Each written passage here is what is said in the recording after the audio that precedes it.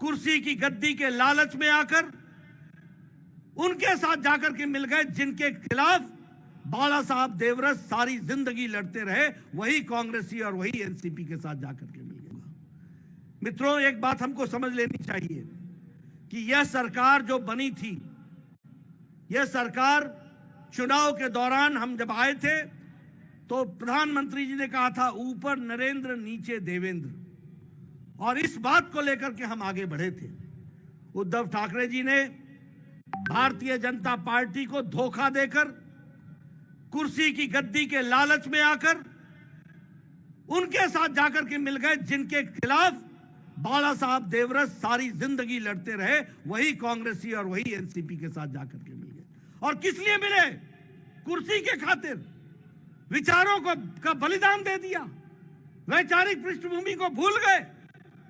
जो राष्ट्रवादी ताकतों के साथ खड़े होते थे उन लोगों ने नए चेहरे, नए नकाब, नए मुखौटे पहन करके वो खड़े हो गए। लेकिन आप जानते हैं असली असली होता है, नकली नकली होता है। नकली रह गया, असली वापस आ गया और भारतीय जनता पार्टी के साथ मिलकर के फिर से राष्ट्रवादी तरीके से सरकार बनी है। और यह सरकार विकास के लिए बनी है। यह सरकार सबका साथ, सबका विकास, सबका विश्वास, सबका प्रयास के लिए बनी है। और मैं पूछना चाहता हूं, कौन सी मजबूरी थी उद्धव ठाकरे जी को कि पालघर के साधुओं की हत्या, जो निर्मम हत्या हुई थी, उसके केस को सीबीआई को देने में कौन रुकावट आ गई थी? किसने रुकावट दी थी? कहां चला गया तुम्हारा वैचारिक पृष्ठभूमि? कहां चली गई आपकी विचारधारा? अरे सत्ता के पीछे इतने मिट गए, इतने समाप्त हो गए, इतने छोटे हो गए। कहां ले जा रहे थे महाराष्ट्र को? यह दीगर बात है, यह अलग बात है, यही तर बात है कि ऐसा होना नहीं था, क्योंकि सच्चाई सच्चाई होती है और सच्चाई फिर से स्थापित हुई है। इस बात को भी हमको याद रखना है। कैसा महाराष्ट्र हो गया था?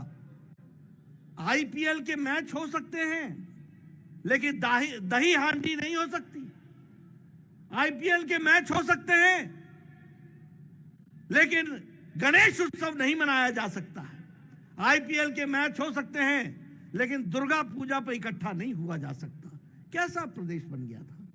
आज आपको इन सब चीजों से राहत मिल चुकी है।